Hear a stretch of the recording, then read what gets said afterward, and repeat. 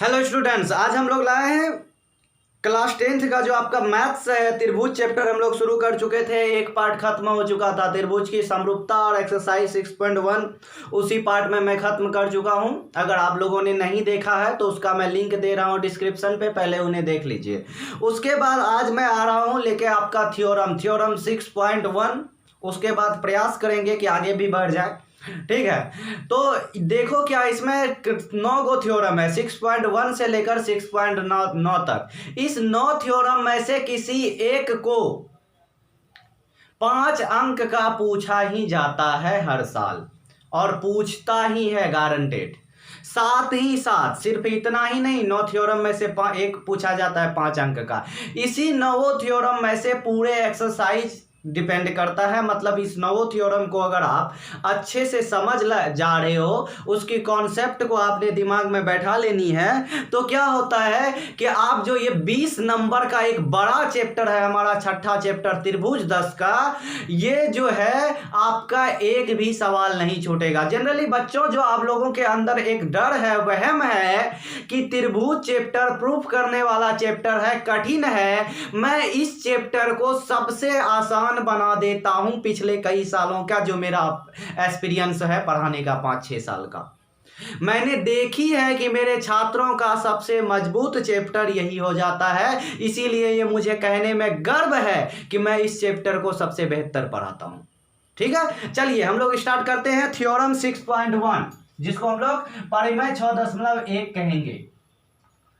परिमेय को पढ़िए आप अपने बुक पे, पेज नंबर 137 137 में थ्योरम 6.1 देखिए क्या कह रहा है। यदि किसी त्रिभुज की एक भुजा के समांतर, तो पहले बात कर रहा है बच्चों यदि किसी त्रिभुज के एक भुजा के समांतर, मान लीजिए ये त्रिभुज एबीसी है, इसके एक भुजा के समांतर, जैसे एक भुजा इसकी बीसी है, बीसी के समांतर कोई भी एक भुजा ले लेंगे, मान लेते हैं बीसी के ही समांतर अन्य दो भुजाओं को भिन्न भिन्न बिंदुओं पर प्रतिच्छेद करने के लिए एक रेखा खींची जाए। तो बीसी के समांतर अन्य दो भुजा ए बी और ए सी को भिन्न भिन्न प्रतिच्छेद करते हुए एक रेखा खींची गई।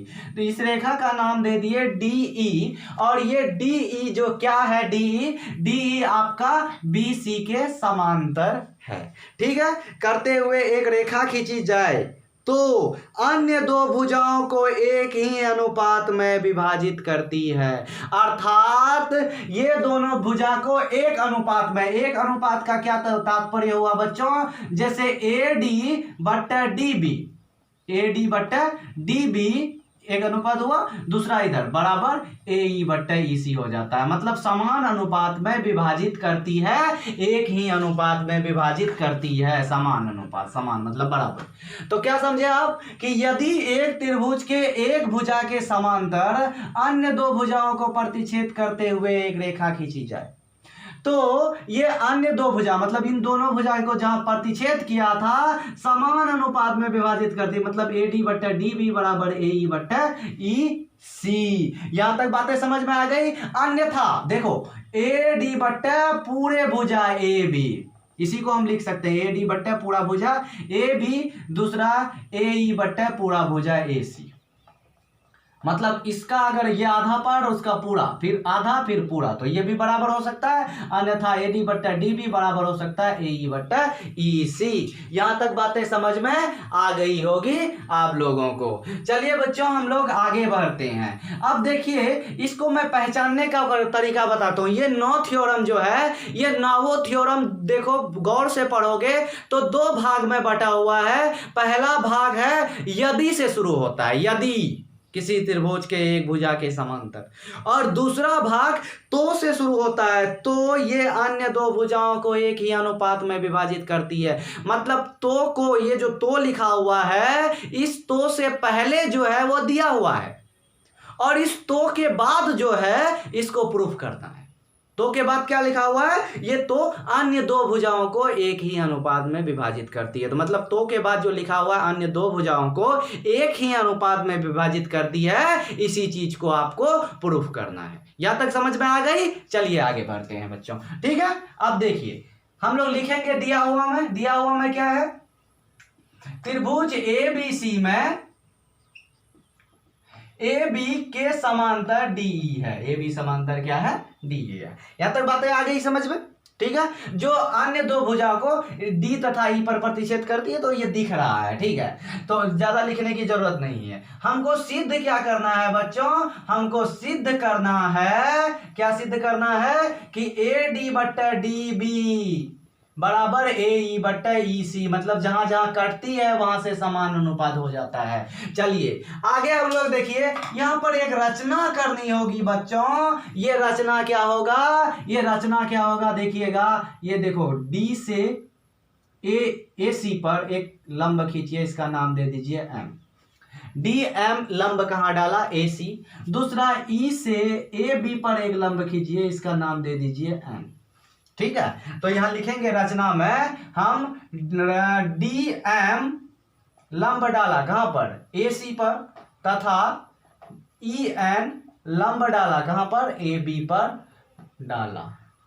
ए डी एम लंब ए सी तथा ई एन लंब ए बी डाला, यहां तक छोड़ दिए। अब देखिए प्रमाण, मैंने बताया सिद्ध करने वाली सवाल को क्या है, दिया क्या है, सिद्ध क्या करना है, और रचना अगर होता है तो रचना लिखते हैं, उसके बाद प्रमाण।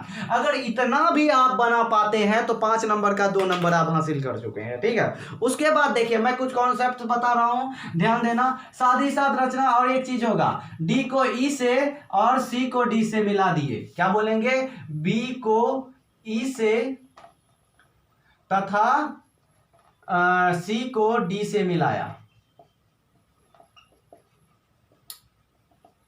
अब मैं आप लोगों को क्या बता रहा हूं बच्चों, ध्यान देना।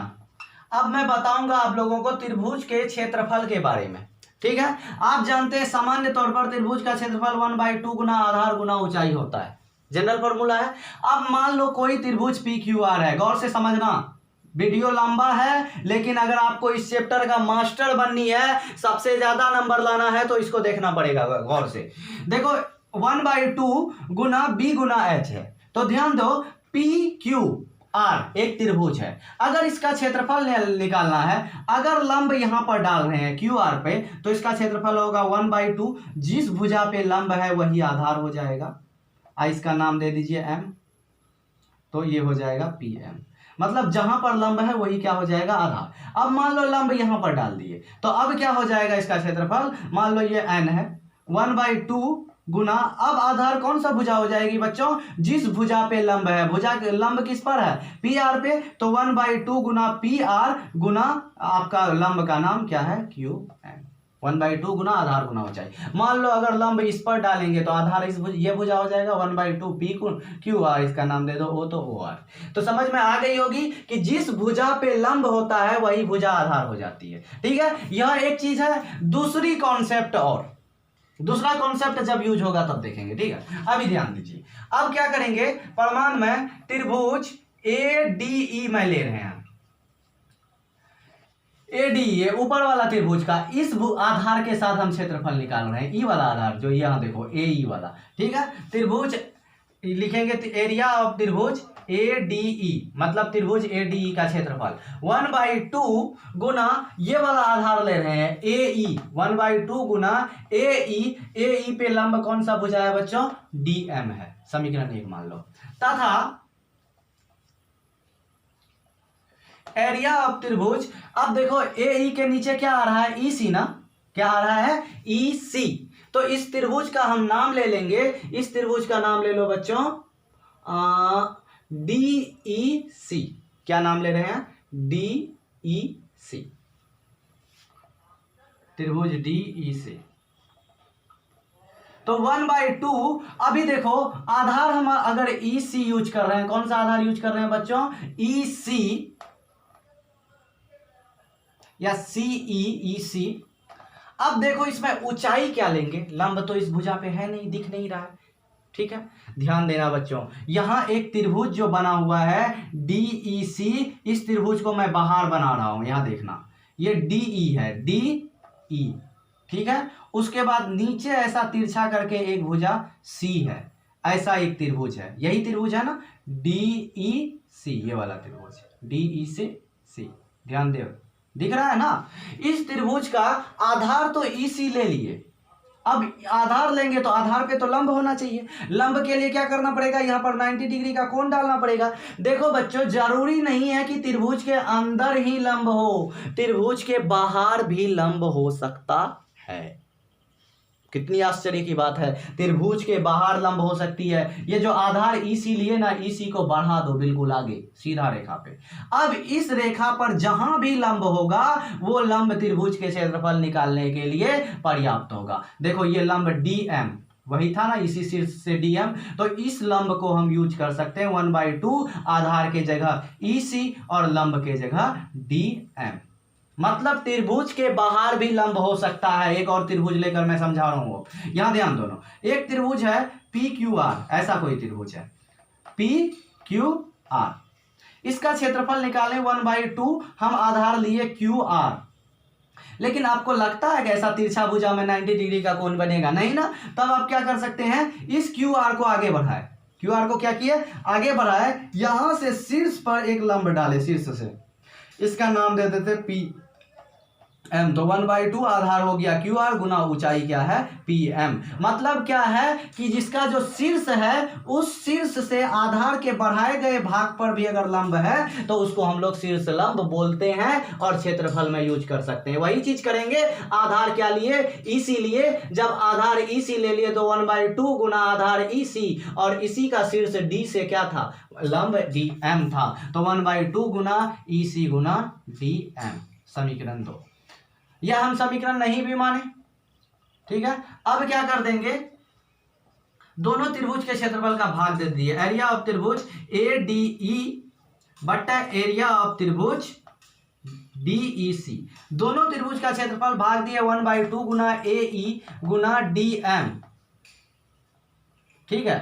अब बटे 1/2 गुना EC गुना DM, मतलब दोनों का जो क्षेत्रफल था, ई साइड बट्टा में किए तो ये भी साइड बट्टा हो गया। 1/2 से 1/2 कट गया, DM से DM कट गया, तो यहाँ देखो एरिया ऑफ त्रिभुज ADE आ गया हमारा, बट्टा एरिया ऑफ त्रिभुज, इसका नाम क्या है तुम्हारा DEC या CDE, तो बराबर ये क्या बचा, AE बट्टा EC। इसको आप समीकरण 1 मान लीजिए। तथा अब यही त्रिभुज ADE का क्षेत्रफल ई साइड से लेके आएंगे, आधार इस बार AD लेंगे, उस बार आधार क्या लिए थे बच्चों, AE लिए थे। अब क्या करेंगे, उसी त्रिभुज का हम लोग करेंगे एरिया ऑफ त्रिभुज ADE, लेकिन इसकी बार आपकी बार आधार क्या ले लेंगे 1/2 गुना आधार जब AD लेंगे तो AD पर लंब कौन सा भुजा है बच्चों, EN, तो AD बट्टा EN, तथा उसके बाद क्या हो जाएगा, एरिया ऑफ त्रिभुज AD के आगे कौन सा है DB ना, तो ये कौन सा त्रिभुज है DBE, ये वाला त्रिभुज देखो DBE, तो त्रिभुज DEB, तो यहां भी 1/2। अब आप लोगों को समझ में आ गया होगा आधार क्या लेना है, DB लेना है, आधार ले लिए DB। और ऊंचाई कौन सा यूज होगा बच्चों, यही ई शीर्ष से EN लंब डाला गया है ना, तो ऊंचाई EN लिया जाएगा, जैसा कि अभी आप लोगों को मैंने बताया। तो अब फिर क्या कर देंगे, पुनः अब क्या करेंगे, इन दोनों को भाग दे देंगे, इन दोनों त्रिभुज का, एरिया ऑफ त्रिभुज ADE बट एरिया ऑफ त्रिभुज DEB। जैसे दोनों का क्षेत्रफल का भाग दिए, देखो बच्चों क्या हो जाएगा, 1/2 ऊपर में इसका आधार AD, इसका आधार EN, यहाँ भी 1/2 इसका आधार DB और इसका आधार तुम्हारा EN। देखो EN से EN कट गया, 1/2 से 1/2 कट गया, 1/2 गुना त्रिभुज ADE बट्टा एरिया ऑफ त्रिभुज DEB बराबर AD बट्टा DB। इसको समीकरण जो है आप 2 बना लीजिए। अब जरा देखिए समीकरण 1 तथा 2 में, दोनों त्रिभुज में, समीकरण 1 में त्रिभुज ADE ऊपर में, यहाँ भी त्रिभुज ADE ऊपर में, इसका नीचे देखते हैं त्रिभुज CDE है, CDE मतलब ये वाला त्रिभुज, यहाँ देखो CDE, मैं जहाँ पेन चला रहा हूँ ध्यान से देखना, CDE ये वाला त्रिभुज है, और इसमें भी त्रिभुज क्या है DBE, ये दोनों त्रिभुज है अलग अलग, लेकिन दोनों त्रिभुज का आधार देखो बच्चों क्या है, DE है। आधार डी है ना, आधार सेम है और दोनों त्रिभुज सेम समांतर रेखा, समांतर रेखा क्या, डी ई समांतर बी, पहले ही दे दिया था ना, ए बी समांतर क्या है, सॉरी ए बी नहीं, अब बी सी होगा ना, दिया हुआ है बी सी समांतर, बी सी मतलब ये तीसरी भुजा के समांतर डी ई था ना, बी सी समांतर डी ई है, तो दो समांतर रेखा डी ई समांतर बी सी के बीच स्थित है। बातें समझ में आई, डीई समांतर बीसी के बीच स्थित है और एक ही आधार डीई है। तो अगर कोई त्रिभुज एक ही आधार और दो समांतर रेखा के बीच स्थित रहता है तो दोनों त्रिभुज का क्षेत्रफल बराबर होता है, ऐसा हम लोग 9 में पढ़ा, नहीं भी पढ़ा याद कर दो, ठीक है। लिखेंगे हम लोग क्या कि त्रिभुज डीईबी, इसके इस जगह क्या लिखे हैं नाम, त्रिभुज सी डी, क्या नाम है बच्चों यहाँ, त्रिभुज सी डी ई तथा त्रिभुज, कौन सा त्रिभुज, डीईबी, एक ही आधार, कौन सा आधार, इसका आधार है एक ही आधार डीई तथा समांतर रेखाएं, समांतर, कौन सा समांतर रेखाएं बच्चों, समांतर रेखाएं डीई समांतर बीसी के बीच स्थित है, मतलब एक ही आधार और दो समांतर रेखा के बीच स्थित है, इसलिए दोनों त्रिभुज का क्षेत्रफल क्या हो जाएगा, बराबर हो जाएगा। इसलिए एरिया ऑफ त्रिभुज सी डी ई बराबर एरिया ऑफ त्रिभुज डीईबी, इसको समीकरण 3 मान लीजिए। समीकरण 1 में देखो ऊपर वाला भाग एक ही त्रिभुज है और समीकरण 3 कह रहा है कि नीचे वाला भाग जो है बराबर है, दोनों का क्षेत्रफल बराबर है। तो इसका मतलब क्या बोल रहा है कि समीकरण 1 2 3 को गौर से देखें तो ये वाला भाग और ये वाला भाग, मतलब दोनों समीकरण का बायां भाग बराबर है, क्योंकि ऊपर वाला भाग एक ही त्रिभुज है और नीचे वाले भाग का क्षेत्रफल बराबर है। तो दोनों भाग जब बराबर है तो तीसरा भाग क्या हो जाएगा, अपने आप बराबर हो जाएगा। मतलब जब एक भाग बराबर है बायां साइड तो दायां साइड अपने बराबर हो जाएगा। लिखेंगे समीकरण 1 2 तथा 3 से, क्या बोल रहे हैं, समीकरण 1 2 तथा 3 से A D but D B, एक साइड बराबर था तो इसको बराबर हो जाएगा तुम्हारा क्या, ए ई बट ई सी, इसी चीज को तो प्रूव्ड करना था, प्रूव्ड, खत्म आंसर। तो यहां तक बातें समझ में आ गई होगी बच्चों, बहुत ही इंपॉर्टेंट थ्योरम है, इसको बढ़िया से आप लोग कर लो,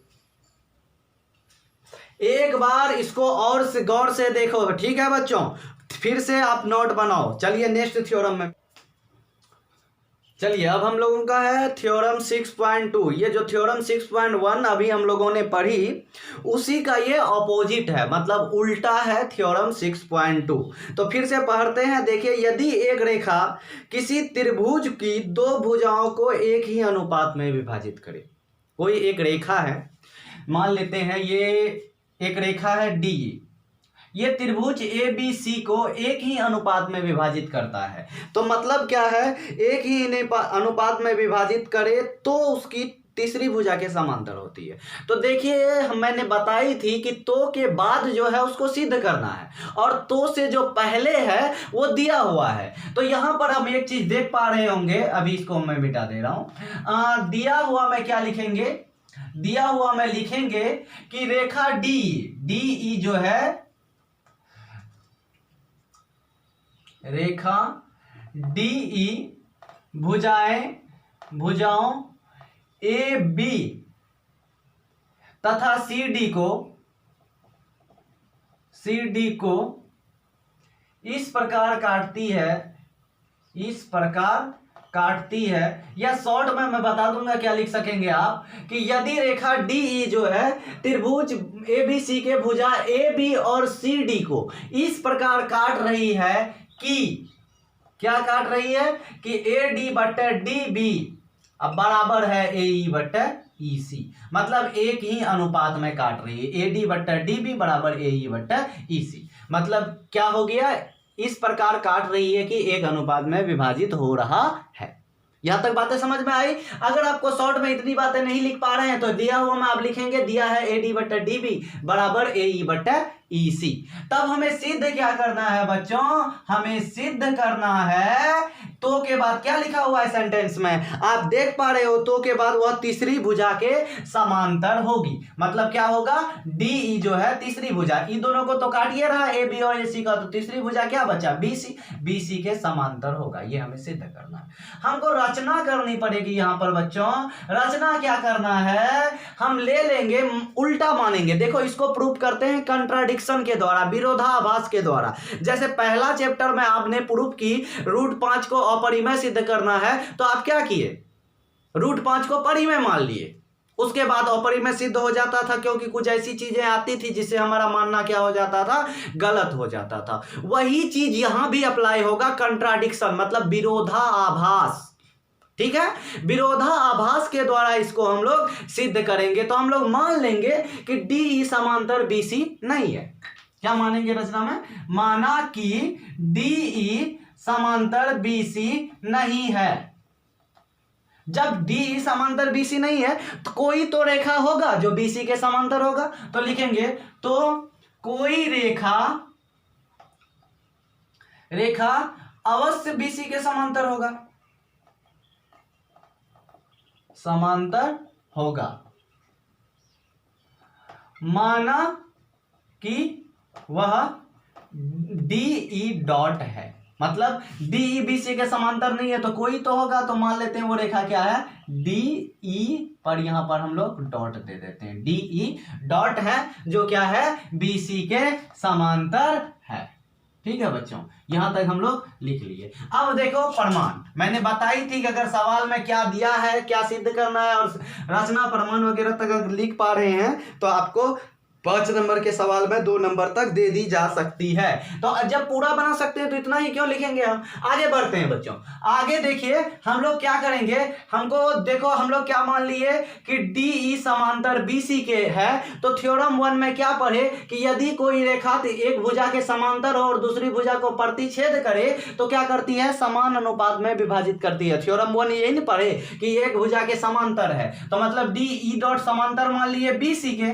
तो इसका मतलब क्या हो गया कि AD बट्टा DB,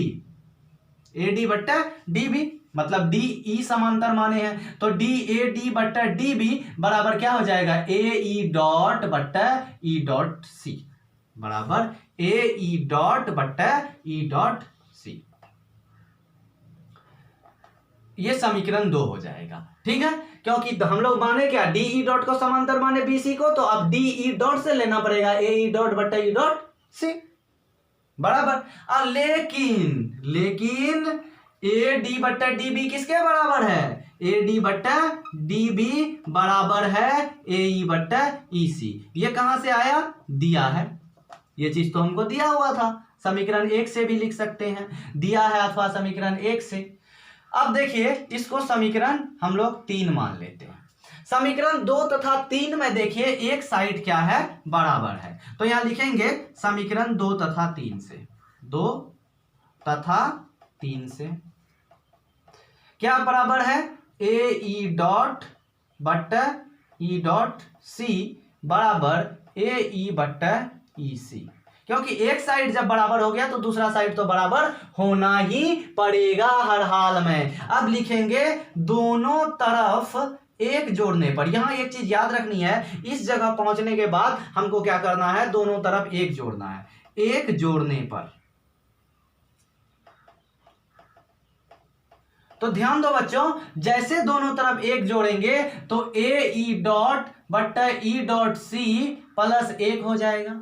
अब बराबर इधर भी AE बट्टा EC प्लस 1 हो जाएगा। यहां तक बातें आप लोगों को समझ में आ गई। अब भिन्न का जोड़ होगा। देखिए एक के नीचे में कुछ नहीं है, एक है, लघुत्तम लेंगे EC आएगा, फिर जोड़ घुटा गुना भाग करेंगे, मतलब भिन्न का जोड़ जैसे आप लोग करते हैं करेंगे। मैं आपको डायरेक्ट बता रहा हूं, इसके नीचे कुछ नहीं है तो यहाँ डायरेक्ट गुना होता है। AE डॉट, उसके बाद 1 से गुना हो जाएगा, ये हो जाएगा E डॉट C बट्टा E डॉट C बराबर, ये इससे गुना होगा AE प्लस ई सी बट्टा ई सी, मतलब भिन्न का जोड़ किए, भिन्न का जोड़ करने के बाद इतना आएगा। आप लोग भी भिन्न का जोड़ करोगे तो इतना ही आएगा।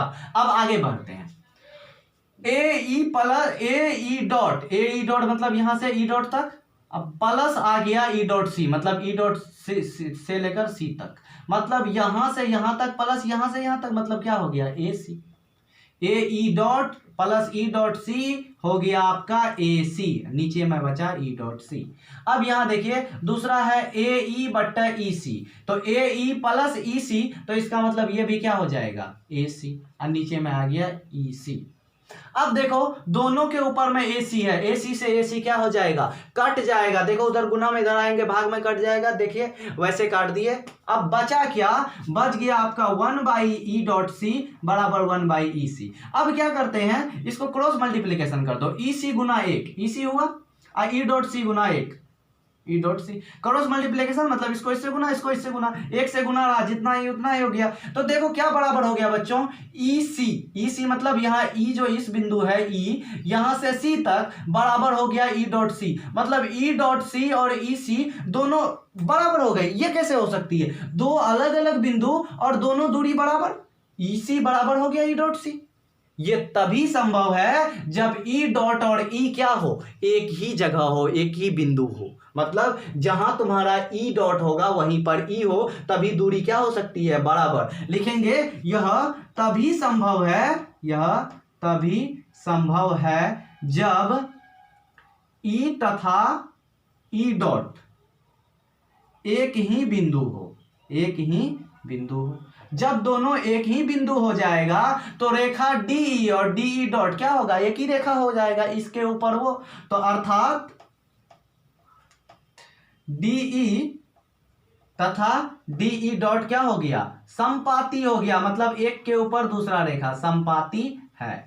तो जब एक ही रेखा हो जाएगी ये दोनों, देखो जैसे ही ई डॉट सी बराबर ई सी हुआ तो मतलब ई डॉट और ई बिंदु क्या हो जाएगा, एक ही बिंदु पर, तभी ऐसा संभव है। तो इसका मतलब जब ई डॉट और ई एक ही बिंदु हो गया तो इसका मतलब क्या हो गया, डी ई और डी ई डॉट दोनों एक ही रेखा है। हम लोग दिखने के लिए उधर मान लिए, अतः मतलब हम लोग दिया हुआ था कि सिद्ध करना है डीई समांतर बीसी, और हम लोग माने थे डीई डॉट, तो डीई डॉट और डीई क्या निकल गया, एक ही बिंदु निकल गया, अतः डीई समांतर क्या हो गया, बीसी। प्रूव्ड, खत्म।